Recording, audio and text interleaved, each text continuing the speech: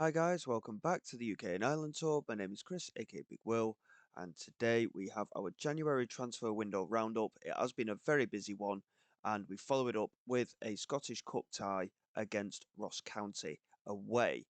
Since you were last with us, form again has not been too bad. We got a very good 0-0 draw at home against Celtic, a 3-2 win away at Aberdeen in the Cup, followed by a 2-0 draw away at St Johnstone, and then a 3-0 win at home against St Mirren. In relation to transfers, there's still one or two that are ongoing. Lewis Mullen, our star young striker, has been subject to a bid from Manchester City, and his release clause is £13.5 million, but he really wants to go there. Man City have offered 9.5 million. We've had to accept it, which is a bit of a shame. And the other one is Lewis Miller. He could be off to Saudi Arabia in a £5 million deal as well. Our transfer window is now shut, and I think the transfer windows are shut elsewhere as well. So we would be holding on to them until the end of the season. But Lewis Mullen, we are hopefully agreeing a loan back for the next campaign as well. So before we get into the cup tie, as I mentioned, it has been a very busy transfer window. So we are going to get straight into it in a moment, and we will crack on with that. Just buy that clause out and get £300,000 in the bank. We'll start off with the outgoings first. There has been plenty of them.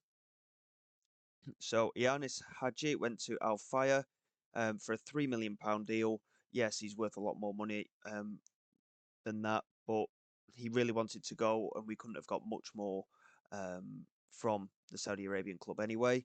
Fad Mufi has also gone to Al Fire, the right back, 32-year-old Moroccan, £2 million deal for him. Maita went on a free transfer to Al Shabab. £100,000. I thought it was a free transfer. £100,000 we got for him. Alamal went for £10 million to Al Vader. Again, all of these were big wages that we were getting off the books as well. Kenan Usyk, we have sent away to Dender EH. I'm not too sure what league they're in. £45,000 deal, so not a lot of money coming in from that one. Andre Kelly and Daniel Mackey went out on loan to FC Arges. They were just two reserve players, so we've let them go. Ryan Johnston, again, another reserve player. He has gone to Motherwell for £100,000. And Tomoki Iwata, the centre back, he went to FC Tokyo for £150,000. And Mickey Yamane went to FC Makeda on a free transfer. So again, plenty of wages off the books. £15 million into the club's coffers. And in terms of the actual bank balance, we've overturned a £7 million deficit into a £2 million in the black, which is fantastic. We've spent £1.9 million altogether. The first signing that came in was Luke Messam, obviously our left back at Crusaders. He has come in for a very small fee of £100,000. And again, he's a very good left back. We know him very well from our time at Crusaders, of course. And now that he will be training full time, he could just get better and better. So that is why we've taken the risk on him. And Bui Kola has come in, a Malian under 23 international, 6 foot tall, very good set of attributes on him. And he came in from Badalona Foot for just £165,000, and he's worth a lot more money than that, as you can see, between £1.5 and £3 million. Jack Wint came in from Manchester City, just £25,000. He's our new second choice goalkeeper. He's only 6 foot tall, so he's not quite broken to the side just yet. But again, he's worth between £2 and £4 million, and we've signed for 25,000. So again, very comfortable deal for him. Armindo Saib came in on a free transfer, former under-18 international for Germany. I mean, he's worth in and around £8.5 to £10 million. He's a good, quick boy, really good, decent finisher, very determined character, and yeah, really happy to have brought him in. He can play up front and out wide. So we've also got that versatility with him. Darko Giabe, formerly of Leeds, free transfer again. Decent overall midfielder. He's 6'5", so a good aerial threat as well. Good physical presence to have as a backup in that midfield. Former under 20 international for England, and again, a solid signing for us. Lucas Aguado, an Argentinian striker, again on a free transfer. As you can see, his valuation between 2.3 and 6.4 million pounds. Good amount of pace about him. Really exciting type player. Plenty of flair, off the ball movement and determination excellent, as well as his finishing and technique. Keelan Sager came in from Plymouth. Bit of an interesting one. This one is 6'4", really decent physical attributes, good finisher, and again, good exciting type player. Plenty of flair and determination in his game, and a decent work rate as well. One for the future, really. He's only 2-star of current ability. He's not broken into the side as of yet, but we only signed him for 140,000. So if things don't work out, we will definitely make profit on him. Rufino Lucero, a right wing back. Argentine, again, free transfer, and again, we can make profit on him if things don't work out. We've done very well to bring him in, I think, and he will be a rotary option with Lewis Miller in that right back role. Damian Rawdon was the next one, and again, his valuation has shot up to between 1.6 and 4 million pounds. We know him again from our time at Crusaders. Again, only 2-star current ability at this level, but again, he's just coming into full-time training. So I think he will again develop into a top centre back. £80,000 on a pre-contract agreement that we confirmed afterwards. Can't go wrong. And again, plenty of profit available for him. And similarly with Christopher Owusu, another young English centre back. 6'2", good mental attributes. Defensive attributes are okay. Positional play, not the best, but marking and tackling are very, very good. He can also play holding midfield, so that is a likely location for him. And again, pre-contract agreements, £68,000, I think it was for him, worth between £1 million and 2.5. So again, profit to be made. And then we interacted with the board to bring this guy in, £1.3 million. We didn't have the money available for us to spend, but he's a kind of player that I'm quite excited about. 18-year-old Colombian. Again, we brought him in for 1.3 million. He's worth 10 times that, nearly, and very determined character. Good off the ball movement, good finisher, good amount of pace about him as well. Very excited to have him here. And again, we've actually ended up signing 3 strikers. And if Mullen does leave for Manchester City, albeit we could get him on the loan back, we are very much well covered. And I think it's been a very successful transfer window. So from a financial perspective, overall balance is at £2.25 million. Considering we were at -8 million, nearly, we've done extremely well. And the club projection, we're looking at making a slight loss over the course of the campaign. But obviously, as the seasons go on, we may have to do some big sales again just to keep ourselves afloat financially. Obviously, if we can qualify for Europe at any point, then financial worries could alleviate slightly. And that is going to be a target that we'll have to aim for. Felinius, we've dropped back down into our reserves. He isn't interested in signing a new contract, and we are going to let him go at the end of the season. So that is another guy that is potentially going to be out the door. So we go up against Ross County today. They are in the Scottish Championship. They're currently sat in 2nd place in the league. And obviously we've got a little bit of a tough situation to be in. Now, Vasquez, the interesting thing with him is he can also play in central midfield. And he's quite adept at playing there. Again, off the ball movement, determined character, and quite composed on the ball. Decent passer of the ball as well. So he's got plenty of versatility about him, that is for sure. So it'll be interesting to see how he gets on in there. He's not really a Carriero, though. So why he's playing in that role today, I'm not too sure. He's not particularly good at either of those roles that we tend to play, but we'll see how he gets on. There's a bit of rotation in there, to the extent that I think we'll start Jack Vint today for his debut in goal. We do want to win this game. We want to continue our run in the cup. I think, to be fair, we'll keep it as a strongest squad possible and do it that way. Mullen, of course, I don't think we'll play him today, just because of what's happening with Manchester City. We'll have him on the bench. In fact, to be fair, I mean, we've got so many options now, haven't we? We'll get Seager on the bench for him. And Owusu and Rodden not fully fit as of yet, but Giabi can come on the bench as well for Lewis Miller. We'll do it that way, I think. Because obviously Miller is another one who could leave. So we'll see how Vasquez gets on today. Seager on the bench, potentially going to make his debut. Aguado, of course, came off the bench. in the previous game, so he has had his debut, which is nice for him to get into the side, and we'll see how we get on. I'm pretty comfortable that we should win this game. Um, but obviously, given recent form, we are proving tough to beat, which is always good to see. But we just need to get that level of consistency up a little bit more, and obviously see how things go. A win today would get us into the semi-finals, I think, of the Scottish Cup, which is a great achievement in our first season in charge. Here is Fletcher trying to get the ball in. It took a couple of deflections. It's come to Otasawi, and now Dylan Levitt with the strike, and it goes just wide of the post. And positive start in the opening quarter of an hour, but overall, a little bit lackluster. I don't know if we're taking it for granted at the moment. Ross County are still a good side, despite the fact that they are in a lower division. They're in and out of the Premier League quite regularly at the moment as Cast tries to get in behind. Fletcher making a good challenge. But Henderson finds Shewan, who's in behind. And again, Drummle has question marks over him. We almost sold him, but we never got a confirmed bid come in for him. And as such, he has remained in the squad. But this is a very poor start to this game from us.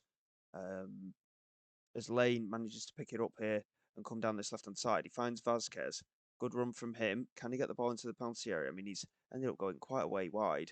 Otasawi, can he get the strike away? Yes, he can, but it's over the bar. And it remains 1-0 to Ross County. And been very disappointing today so far. We're going to demand more. As Landel strikes and Drummle makes a reasonably comfortable save there, but I'm not particularly confident having him in goal at the moment. He really isn't covering himself in glory. And it is something I've got under consideration, but we need to find a suitable replacement before we agree to sell him, because he is our best keeper. Here is Paddy Lane into Azevedo. Coming down the left-hand side, plays it into Paddy Lane again, plays it to the edge of the penalty area, and Dylan Levitt is there, and there is the equaliser.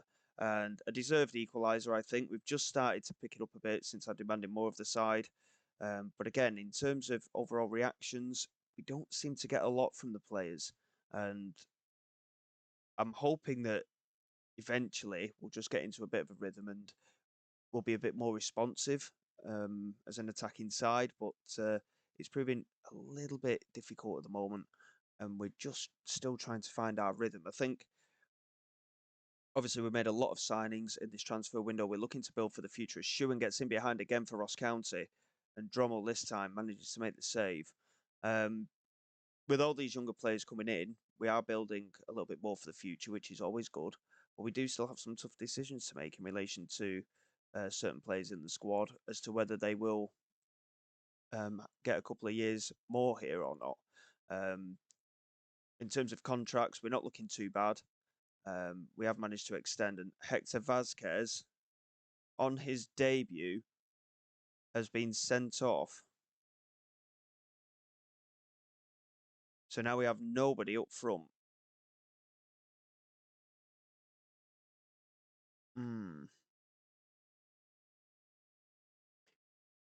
Okay. So I think what we'll have to do is something like this. And have to drop Otasawi back. And bring on Luke Messam, I think. And have McCowan leading the line, which isn't how I wanted it to be, that is for sure. I mean, can Seager play as a pressing forward? He kind of can. We'll see how McCowan gets on for now, but we're only half an hour into the game and we're down to 10 men, so it's not ideal.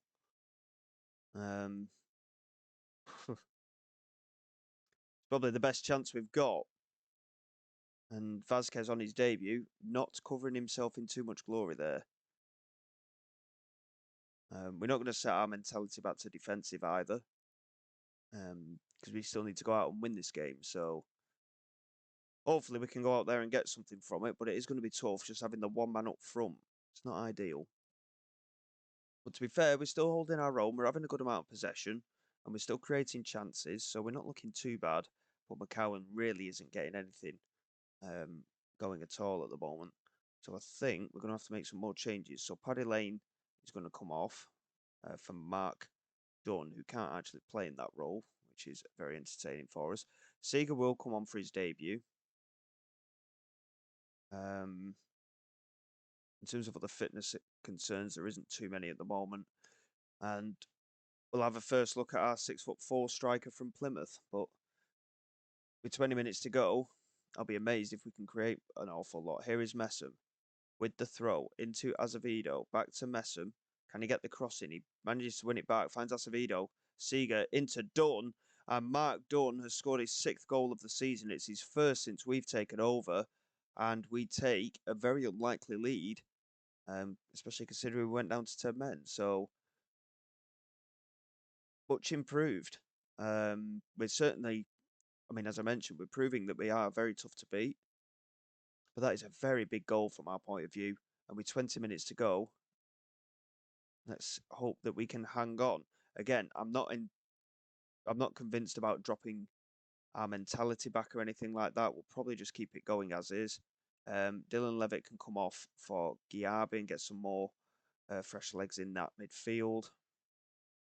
And Azevedo's struggling as well. We'll bring Summers on as well. He can play just normal left midfield, so we'll do that. And just try and see out these last 10 minutes. Here's Rainey into Cast, back to Rainey, into Henderson. He plays it in, and Isaka is there.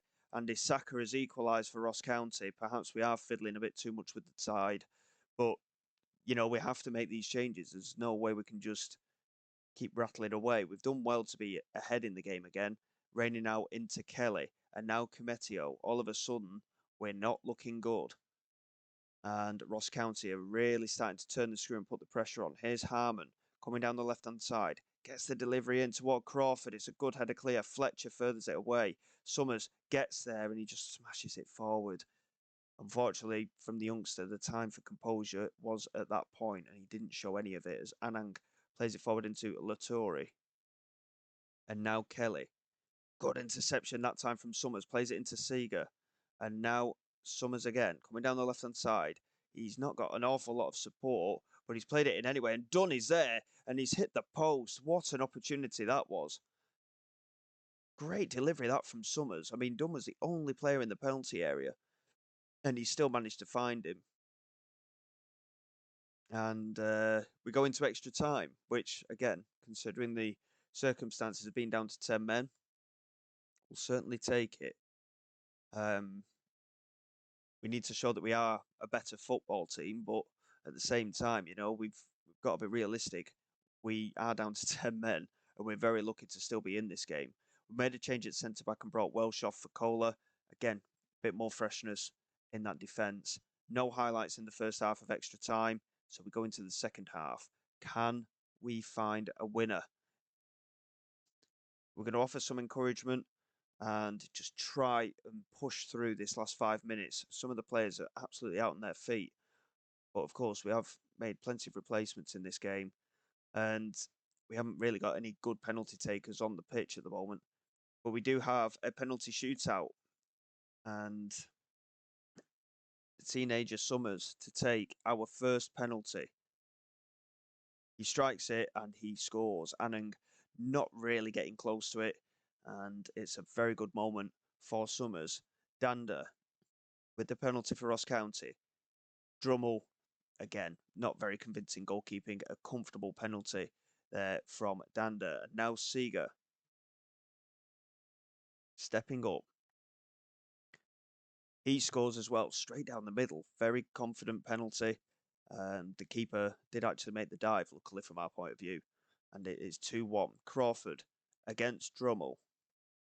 And Drummle saves. That's a big save from Drummle. Big opportunity for him today to really make amends. He's made a lot of errors recently. Can he get us through this shootout? It's done. And Dunn puts it into that top corner. We take an advantage now. Domaraki stepping up for Ross County. Drummle. Can you do it again? Domaraki converts. Drummle went very early that time. And it remains a 1-goal advantage. Morrison here, stepping up. The centre-back converts very comfortably. And again, a very good penalty into the corner. Anang did go the right way that time, but couldn't get there. And a save here from Drummle will take us through. Lattori is the man stepping up for Ross County. Can Drummle make this save? Lattori strike, and he does score. I mean, it went over Drummle by the looks of that. And it's 4-3 now. And we rely on a goal to be scored from our young new centre-back, Kohler. If he converts this penalty, we head through. And Bui Kohler, with the penalty, converts it well. Anang went the wrong way, and we head through. Very fortunately, on penalty kicks. It was a very close game overall. And again, we very much got away with it after going down to 10 men. But we got the result we wanted, and we just about head through to, I believe, yeah, it's a quarter final that we've headed through to. So, I mean, there's a couple of clubs that we wouldn't mind playing against. I mean, Partick Thistle are lower league, Ayr United are lower league, as are Arbroath. So there's some teams in there that we should have confidence against. But obviously, knowing our luck, we'll probably get Celtic. And yeah, that could be the end of the cup run after that. But that's a good result nonetheless. We managed to get through. And a debut red card for Vasquez is not good enough. It's got to be better than that. And we'll appeal against the ban, but don't really see much point. And we can push on from there. So going forward, obviously, we do want to maintain this little run. We've got a Scottish Cup tie at the start of March. It might be a little bit too soon to come back for that. So I think, I mean, we've got the league split after the Aberdeen game. I think, to be fair, if we're focusing on the Scottish Cup a little bit, we'll come back for that in the Hearts match in the league. It's the Edinburgh Derby. So we'll come back for those, and hopefully the form will continue. So until next time, guys, thank you very much for your support. Please like, subscribe to the channel. It's all greatly appreciated. I will see you all next time. This is Big Will, signing away.